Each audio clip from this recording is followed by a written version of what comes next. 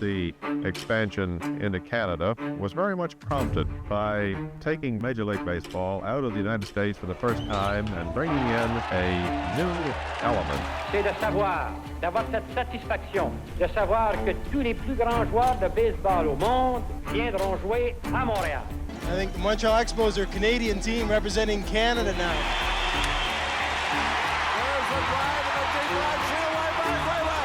Like a lot of things in life, you anticipate something and fear that it's coming, and when the day is here, there's an incredible amount of sadness. The team is the very best in the majors. The strike may have come at the worst possible moment. You know, I'm sad we had to leave this way, but, you know, sometimes you gotta do what you have to do. Very unlikely they can have another season like they're having now, and all that is going to be lost unless this thing is settled pretty quickly. You can criticize the Expos, you can be a manager, you can be a million things, and you can be angry and frustrated, but there still is a love of the game and a love of sport. It's a choice between a new ballpark downtown or no ball club here in Montreal. If it's a risky business that does not go to the essential of people, that may not be a business in which government should be involved. Stories like that are never helpful because they give people the impression that there are miracle solutions and that there's going to be a miracle investor and he's going to come in and he's going to take care of things, and that's just not the way life is. You guys have been great. The people of Montreal have been great. I wish we could stay and play a couple more years.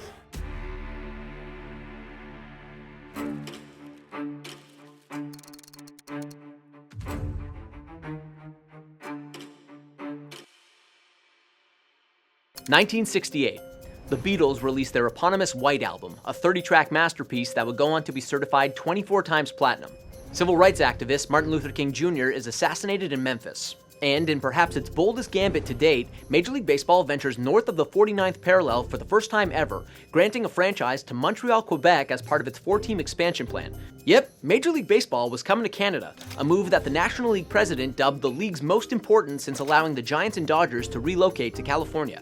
Now, on first glance, a frigid Francophone city may not have seemed like a more viable expansion destination than Buffalo, Dallas-Fort Worth, or Milwaukee, all of whom made unsuccessful bids for an MLB club. But A, Montreal was Canada's most populous city by far in the late 1960s, with an international profile that had been significantly boosted by the Expos 67 World Fair, and B, Montreal actually had a strong baseball tradition. Professional baseball was played in Montreal as early as the late 19th century, and right around the outset of World War II, the city's International League club was purchased by the Brooklyn Dodgers and became their top minor league affiliate. 7 years later, Jackie Robinson made his debut in white professional baseball wearing a Montreal Royals jersey.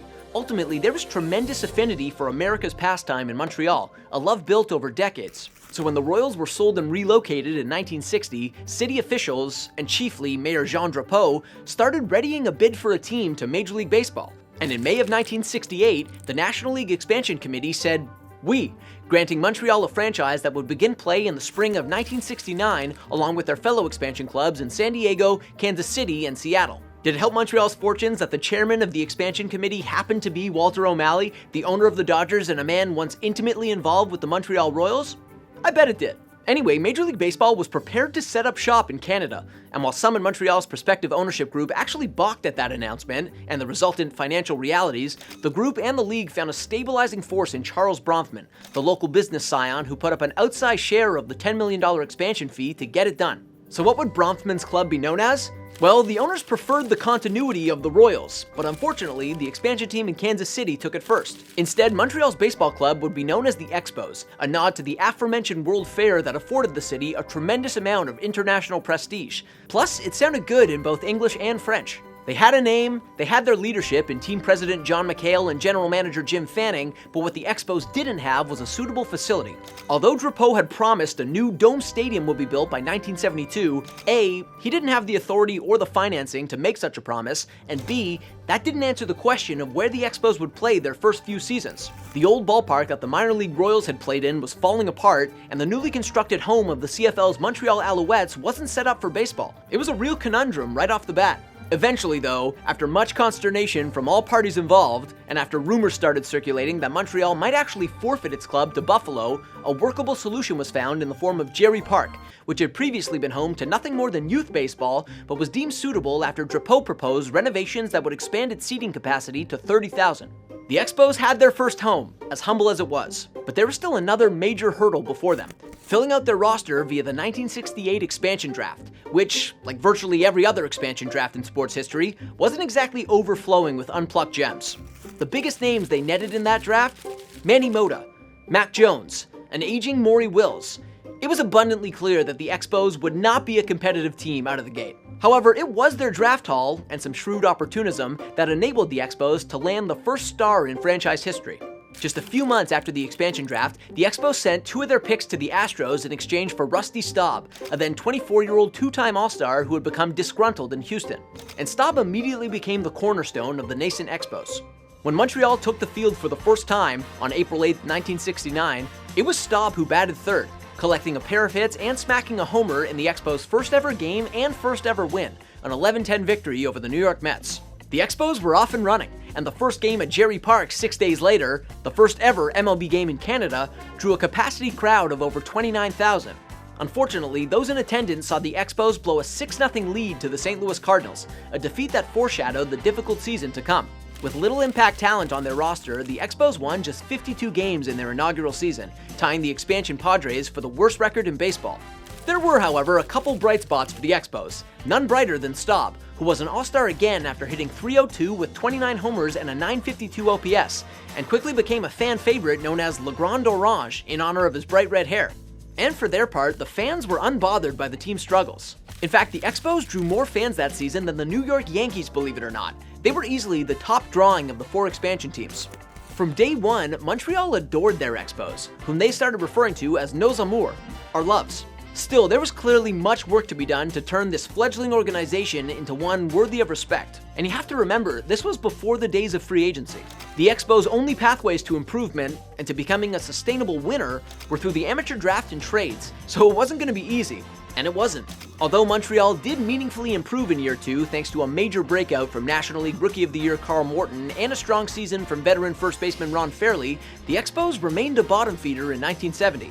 They finished in last place in the National League East for a second straight season, and they ended up tied with the Philadelphia Phillies for the second worst record in the league. And for an exceedingly long time, the Expos remained stuck in the National League basement. From their inaugural season through 1976, the Expos never once managed a winning record, never once finished higher than 4th in their division, and lost more games than every team in baseball other than San Diego and Milwaukee. And amid their struggles on the field, the Expos also struggled to get that new stadium built. Remember, it was supposed to be done by 1972, but the Expos were still playing at Jerry Park in 1976, with the construction of the perhaps overly ambitious Olympic Stadium repeatedly delayed due to strikes and financing issues. Finally, in 1977, the Expos moved into their new digs, although the multi-purpose facility was far from a finished product and its layout was less than ideal for baseball, to put it generously.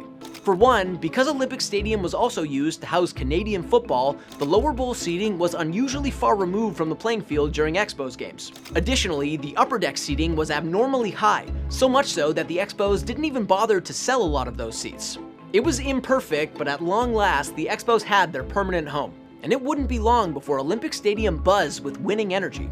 See, throughout the early to mid-70s, while the Expos struggled in the win column, the team's scouting and development departments were cooking. In 1971, the Expos drafted a right-hander named Steve Rogers. The following year, they selected an outfielder named Ellis Valentine and a catcher named Gary Carter. In 1973, Montreal picked up Warren Cromartie. And 2 years later, the Expos used their 11th round pick on an outfielder named Andre Dawson.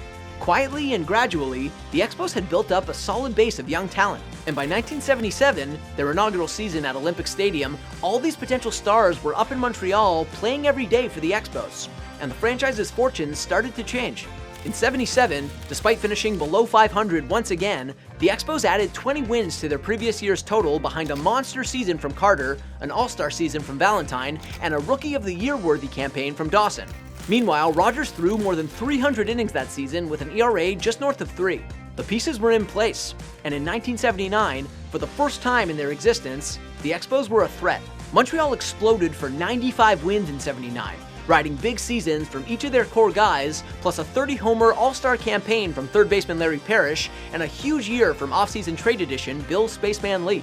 It was a magical summer, one that cemented the Expos as Canada's team, even with the recent arrival of the Toronto Blue Jays.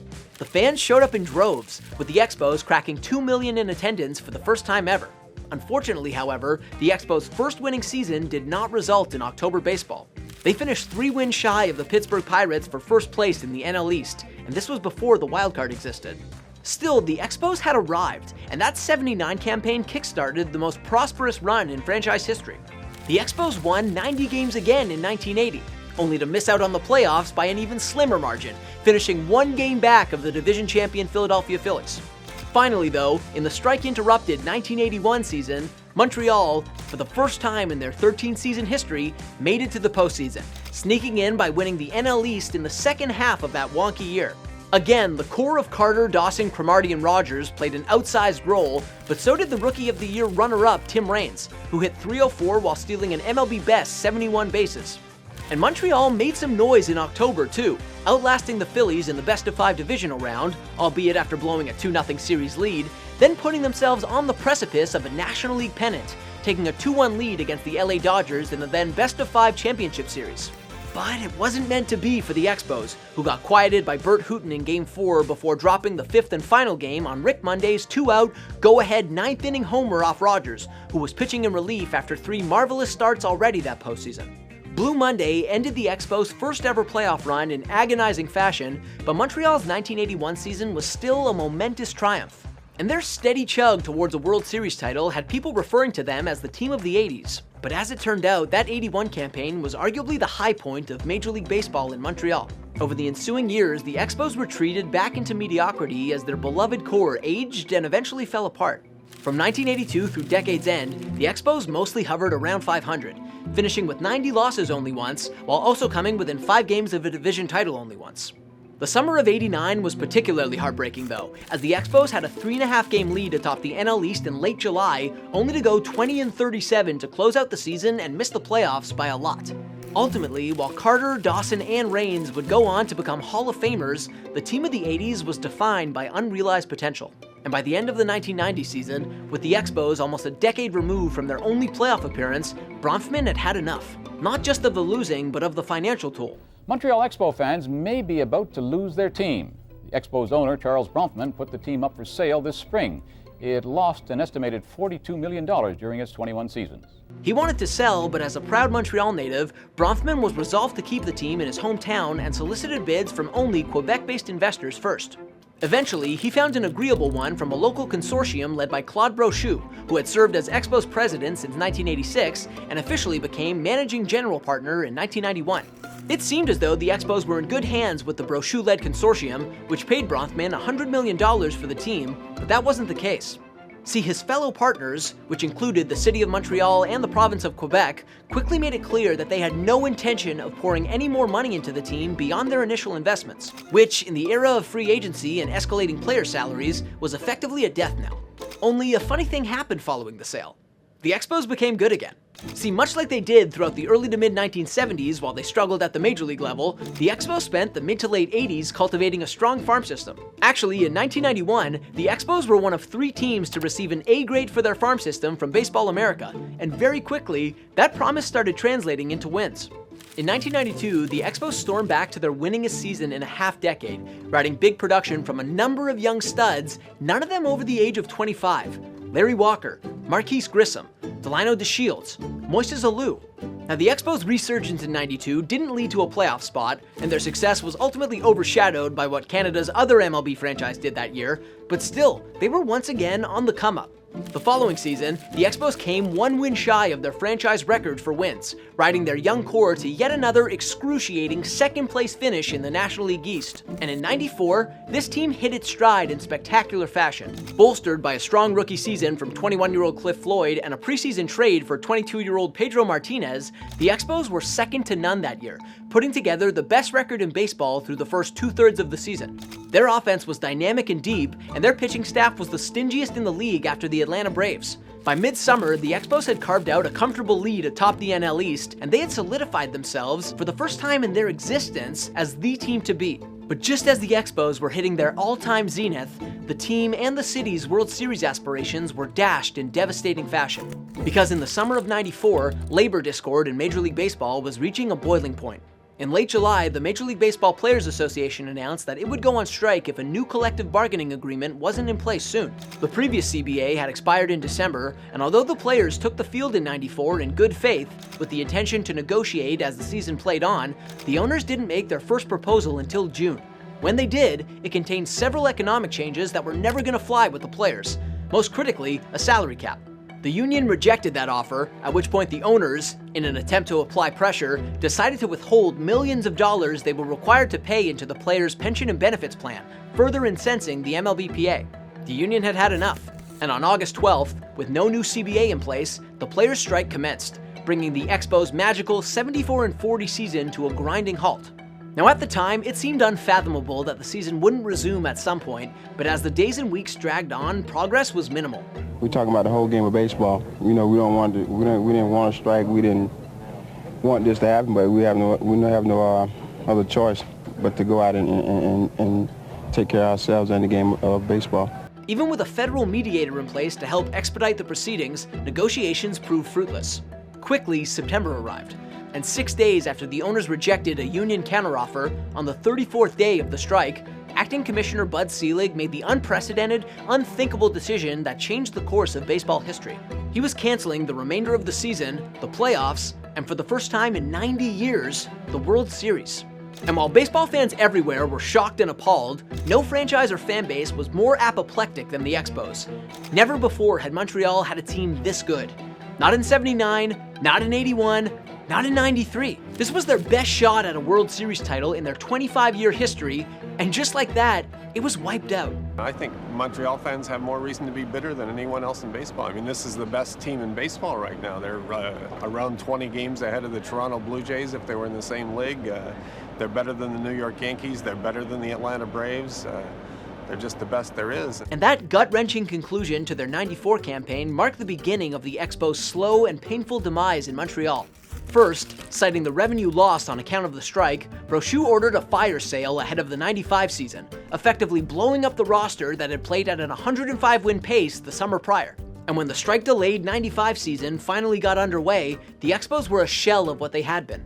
Ultimately, that fire sale, combined with the lingering devastation of '94, chased the fans away in Montreal.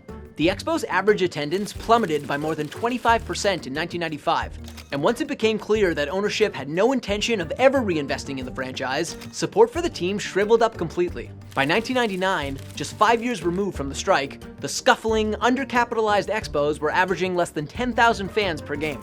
At that point, they were also in the middle of a 4-year run of 90-plus lost seasons, with their lone star player being a homegrown 5-tool outfielder named Vladimir Guerrero. In the span of a few years, the Expos had gone from the team to beat to utterly hopeless, a terrible team playing in front of no fans in a lousy stadium. For his part, Brochu believed that a new ballpark could help resuscitate the franchise, and he championed building a new one, Labatt Park, in downtown Montreal, but nobody wanted to pay for it. Not his partners, and not the provincial government. So, in 1999, Brochu sold off his controlling stake in the team to Jeffrey Loria, the art-dealing tycoon who had first considered buying the Expos back in '91. And although Loria initially framed himself as the savior of baseball in Montreal, and eventually secured a 94% stake in the team because his fellow owners balked at his cash calls, Loria's takeover was endgame for the Expos. First, Loria immediately demanded a new publicly funded stadium, which, as had already been established under Brochu, wasn't happening. When the provincial government predictably said no, in part because they were still paying debt service for the Big O, Loria began dismantling the organization from within. Notably, Loria failed to secure a local television contract or an English-language radio deal for the 2000 season, effectively denying Montrealers the ability to follow their team. By the following season, on account of Loria's efforts, the Expos' attendance had shriveled to less than 8,000 per game, by far the lowest mark in baseball, and virtually all of the team's revenue streams had dried up. This, according to a lawsuit eventually filed by his minority owners, was intentional. Loria wanted the team to fail so he could relocate them. And in the end, Loria won. In 2002, not even 3 years after taking over in Montreal, Loria sold his failing franchise back to Major League Baseball, then used the proceeds of the sale to buy the Florida Marlins from John Henry, who used his sale money to buy the Boston Red Sox. Loria, whose purchase of the Marlins was further aided by an almost $40 million interest-free loan from Major League Baseball, took everything of value with him from Montreal to Miami, including the Expos' office computers and scouting reports. 15 years later, Loria sold the Marlins for $1.2 billion, or roughly 100 times more than his initial investment in the Expos. And as for the Expos, it was a foregone conclusion that they were cooked after being taken over by MLB, which had actually attempted to contract both them and the Minnesota Twins in 2001, only to be thwarted by a court injunction. Sure enough though, in 2004, after 2 unserious seasons spent playing a portion of their home games in Puerto Rico while operating on a shoestring budget, the Expos' long-awaited, dreadful fate was confirmed.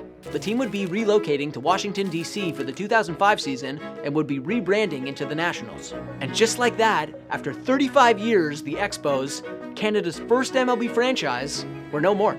All that remains now of Nos Amours in Montreal is an increasingly dated Olympic stadium with a barely functioning roof and terrible, enduring anger towards Loria and MLB, specifically Seelig, who helped facilitate Loria's sketchy sale of the Expos and is widely seen as a co-conspirator to get MLB out of Montreal.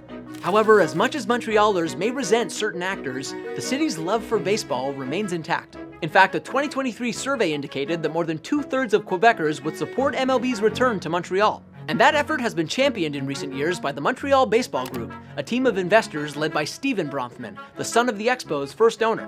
I remember we used to go out, my dad and I, in the summertime. We'd drive along Park Avenue, stop at Scott's Villa du Poulet, get a nice bucket of Kentucky Fried Chicken, go sit there during batting practice. It was awesome. You know, it was a dream.